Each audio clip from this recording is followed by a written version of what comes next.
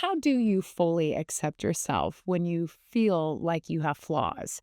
I have absolutely felt that way. And today we're talking about self acceptance. And by the end of the episode, I'm going to share this really powerful mindset shift that allowed me to use my flaws, I'm putting those in air quotes, as my actual superpower.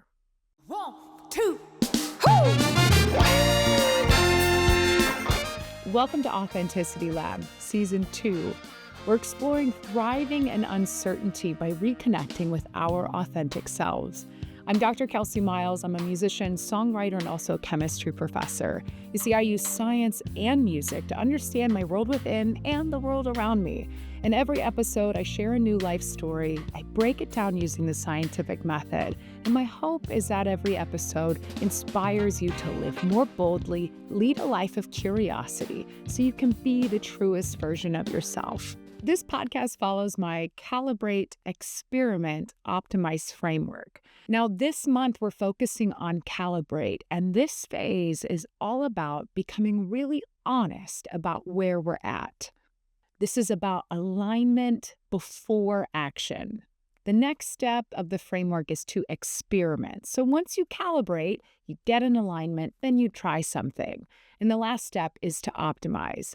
Now, this month, we're focusing just on the calibrate phase. If you are interested, I have tons of episodes about the experiment phase for Season 1. And I realized I really needed to do a deep dive on how to get an alignment. Now, last episode, we talked about self-forgiveness. And by the end of the episode, you'll understand the difference between self-forgiveness and self-acceptance. And this self-acceptance we're talking about this episode will allow you to feel the most powerful you may have ever felt about these things that we might call flaws. And I'm putting those in air quotes. So let's get into the story. Last episode, I talked about a controlling relationship that I was in my early 20s. I've talked about how that really shaped every other relationship after that. It took me a long time to forgive myself. That ugly, heavy box of that shame and guilt that I carried around for a long time, when I finally opened it up and was able to love on myself enough where the shame and guilt was no longer leading and was no longer weighing me down. I talked last episode about how I struggled with trust. After that relationship, I remember being very careful about who I was around, so much so that I really walled myself off. I remember working nonstop instead of making new friends. And it was a way that I could protect myself. Without knowing it, what had happened was I had this part of myself that was so intrinsically me. I love to love. I love to overgive. And sometimes it gets a little too much where it's more of in the people-pleasing range. And that part of me, because of the shame and guilt, I really felt was so wrong. And the only way that I could make sure I didn't get hurt again was to limit how much I was connecting with others. I remember entering relationships knowing that I wasn't fully invested. And as terrible as that sounds, it felt healthy because at least I wasn't completely losing myself, like in that first relationship. Once I let go of the shame and guilt of the actions and the choices I made in that relationship, I still was left with this part of myself that loved to love. And I started to question, what do I do with that? It's so easy to limit ourselves when we find out that a part of ourselves has caused hurt, not only in myself, but others. And so I started to really think that something was intrinsically flawed with me. Because if we start running life experiments, let's say there's something about you that ends up being too much or it causes pain, it's reasonable that the conclusion we'll make from those experiments is that there's something wrong with ourselves. I'll be completely honest, it's been more recent that I have discovered this self-acceptance of myself being totally loving. It was so difficult for me to discern what was going on. I had so many relationships, friends, family, romantic. Sometimes they'd go really well and sometimes they wouldn't. And often my brain would blame myself for overgiving and not noticing when to stop. This self forgiveness still needed to come in so I wouldn't feel shame and guilt, but it still left me with something where I didn't feel I had any power over, which was to actually accept who I intrinsically was, that I'm a loving person, that I'm very giving. And every time an experiment, a relationship, a friendship didn't go very well, it knocked at my confidence in myself and it helped me remember that maybe I am flawed. This story is really more about my reflection about all of these relationships. And I share that really monumental early relationship because our early relationships have a major impact on everything moving forward. So if you're someone that's struggling with relationships, you might find that an early relationship has really shaped you in a certain way. And I encourage you to go back and listen to episode 1 to start with self-forgiveness. So let me share this reflective experiment that I've run and that I keep kind of analyzing and discovering more self-acceptance through this. And just a little caveat, when I'm talking about self-acceptance, I'm not talking about the Instagram quote of like, just love yourself. This self-acceptance I'm talking about is true, authentic acceptance fully of who you actually are. This goes many layers deep. And the first layer that you hit isn't the only layer. And so, the Instagram quotes that say, just choose joy and love yourself. It's really bullshit. And that's not how this works. You can't just say those words and then expect your whole mind, body, and soul to follow. This is a process. This is something where you have to actually feel those words to be true. And so I'm hoping by the end of the episode, I'll give you some tools that you can use so that way you can start to uncover that for yourself. So this reflective experiment that I ran, let me break this down. When I look at all my relationships, friendships, family, romantic, I would have some that were successful and some that weren't. And this is the case for all of us. We try to find patterns and sometimes it's difficult to see them. When you zoom out enough or you have enough data and you take time, you have to spend some time on your own, maybe journaling, and you really take time to look at it, you might find a pattern. And this is what I found. I found that for relationships where I felt obligated to give, where there was a little bit of me that my intuition was like, I don't know if I really want to do this, but I gave anyway. I would feel drained, I would feel depleted, and it didn't go well. And in relationships in which I felt inspired to give, they often went better. And that's not always the case, but generally speaking, that's what happened. And so it made me ask the question that all these years I had been thinking that I was flawed and I couldn't accept myself for being so loving because it causes pain sometimes and it's unpredictable. I asked the question, well, what if nothing is actually wrong with me? Really, what if nothing is wrong with me? And that lens, to be able to look at my life through a lens of nothing is wrong with me, completely shifts everything. It's as if I'm looking through a lens that changes every color of everything I'm seeing. So the conclusion that I had drawn before, that I had to forgive myself for, this idea that I was flawed and that I'm too giving and that it's wrong of me, was not the case. What actually was going on was I just needed to be better at discerning where to give.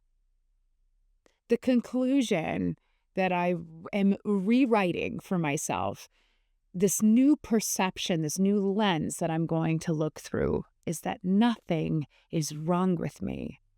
My overgiving isn't the problem. It's just calibrating it, being discerning about where I give this. And that is my new challenge. This idea about me being flawed was a way that the way I view it is our egos want to keep us safe and it loves to have a job. And one of the ways we can feel in control is when we attack ourselves. It's one of the easiest ways for our inner critics, our ego, to feel useful. When I thought that my overgiving and overloving was a flaw of mine, it made me feel temporarily and superficially better because then it made me feel like I was in control. However, over time, you can't help but be yourself. Like you can't help but notice that you have built a wall and you aren't being truly authentic. In time, it always comes up. And if you're still listening to this podcast, you know what I'm talking about. So the idea isn't necessarily that we decide we don't have flaws. The idea is that when we feel flawed, it's inviting us to look at it. Well, why do I feel flawed? Maybe there's something still within there we can improve on, but that doesn't mean we're intrinsically flawed. In fact, once I self-forgave, once I forgave myself, no longer had the shame and guilt associated with those decisions that I made, it allowed me to then fully see it and then to accept myself. And accepting that I love to love actually gave me more power in the present. It felt very true when I said that, when I really felt that there was nothing wrong with how much I love. I just need to get better at calibrating and discerning, where do I put it? And that switch actually lightened up things in my life more than I realized it would. It's interesting because I thought it was only the shame and guilt that was so heavy. But when we actively don't accept something that makes us unique and who we are, and I'm not saying, me being loving is unique, but we all have interesting, unique parts of ourselves that we're really good at. And often those things that we're really, really good at are the parts that we are asked in our life to dim because they're really bright. So often the flawed parts are the parts that we dim so that others feel comfortable, but then we end up feeling really uncomfortable. I want to relate this to one thing. I was talking with a friend of mine about this new discovery, and we started to relate them to tools. And so, for example, if you were going to hang a picture frame, okay, and you had a hammer that you could use, or you had a sledgehammer that you could use, like a 10-pound sledgehammer. Which one would you use? You would use the hammer for the nail, to get it into the wall. Some people might have a sledgehammer instead of a regular hammer. That would not be the tool to use to put up a picture frame. In the same way that I would overgive to someone, maybe they were trying to hang a picture frame and I came in with a sledgehammer. So of course it's not going to work very well. The key is to not blame the tool. Like, it doesn't make the sledgehammer intrinsically bad that it put a hole in your wall. It was just used for the wrong purpose. So by reframing this idea that your flaw is a flaw and needs to be completely changed and there's something wrong with you, perhaps your flaw, I'm putting those in air quotes, there's nothing wrong with you, and maybe that tool of yours, that skill, that characteristic, that intrinsic attribute that you have that can shine so brightly, maybe it's just been used in the wrong situations, the wrong relationships. Maybe there's nothing wrong with you. I'm going to let you sit with that for just a moment here. What if there's nothing wrong with you? Really let that sit in. What if there was nothing wrong with you? Take a deep breath as you hear that. What if there is nothing wrong with you? And as you hear me say that, what do you feel? For me, I feel a sense of calm and coolness in my, uh, it's actually on the left side of me and my stomach. And that feeling, whatever the feeling that you feel, maybe even just your shoulders relax a little.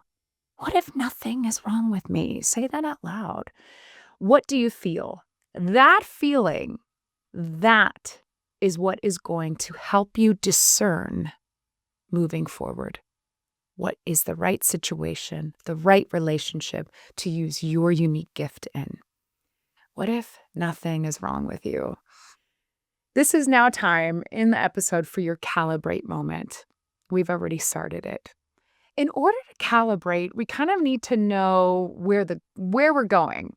And that feeling you just felt, you can rewind the episode if you'd like, and really notice what happened to your body when you accepted. Hopefully you accepted those words from me. What if nothing is wrong with you? If you feel something, some kind of ease or some kind of release through that, that's the feeling you're going after moving forward. Often these changes don't happen overnight. However, this could be a nice check-in that you could have with yourself, a calibrating moment where you can notice after you engage in some way with some relationship or situation, and you notice one of your quote unquote flaws coming up. Notice how you feel after it. You may choose to reflect on this with journaling. This is going to help guide you when you are using that gift. I'd love to share some lyrics from my song Beautiful Mistake. The very end of the song, I sing the words, "I cannot change it, so I will embrace it." I cannot change it, no, so I will embrace it. It's a simplified version of self-acceptance. It's easy to say, I embrace myself. It's harder to truly embody that. And so the calibration moment that I had with you today, where I asked you to find out how it felt in your body, you can really use that as a tool to find out how in alignment you are with truly being open to the possibility that you're not flawed. I'd like to make a note about self-acceptance and also improving. I know those two things sounds opposite, right? To fully accept yourself, you might think, well, I can't have any critique of myself. And that's not what we're saying here. To fully accept myself, I couldn't possibly, have any bad thoughts about me. Again, not what we're doing here. Self-acceptance doesn't mean you still can't improve. The whole point of the calibration phase of my framework, calibrate, experiment, optimize, it's not to be superficial. It's meant to really calibrate to where you actually are. It doesn't mean we don't stop growing, but we need to know where we're starting. To improve on yourself is something you can't help but do it. We are humans, we're here to create. Expansion will always happen. You'll always experiment. And if you choose not to experiment, we know personally life likes to throw us into experiments anyway. So it's useful for us to make sure we're constantly calibrating of where we're at. What is honestly true right now? When I fully accept myself and the part of me that overgave to someone who took from me, and I kept giving, and the goalpost kept moving, I finally took my power back because there was nothing wrong with me intrinsically. I just didn't calibrate in where I was giving it. In a way, it allows me to improve faster. If you decide that you just have a flaw, it's easier to push it aside instead of actually work on it. So instead of calling it a flaw, by fully accepting it as part of yourself, that is what allowed me to decide that I could actually choose to improve on my discernment and use of my desire to love fully. And that's the real truth here. Self-acceptance is how you can gain your power back and then choose how you will use it. And bottom line, you never have to suppress yourself. There's a reason that you have those beautiful gifts that you have. And every time you think that you're flawed, I encourage you to look a little deeper and maybe come back and listen to this podcast episode. Well, we're at the end of the episode. If something came up for you, I would love to hear from you. My email is kelsey@kelseymiles.com. I've really enjoyed hearing some of your stories from past episodes, and it helps me as I develop the next coming episodes. Also, please share this with a friend or family member if you think they might also enjoy this kind of scientific and musical perspective about really doing a deep dive into who we actually are and really connecting with our authentic selves. And since you listened to the very end of the episode, I have a special invitation for you. In the show notes, there is a Google form, and it looks like this Friday is going to be the time that we'll be meeting for our first group session. And I'll be doing a calibration themed workshop where you'll leave feeling very good. We'll have a nice reflective exercise, and it will also just be great to meet you. I want to thank you so much for listening to Authenticity Lab. I'll be back next week with a new life story to inspire you to live more boldly, lead a life of curiosity, so you can keep being your most amazing, authentic self. My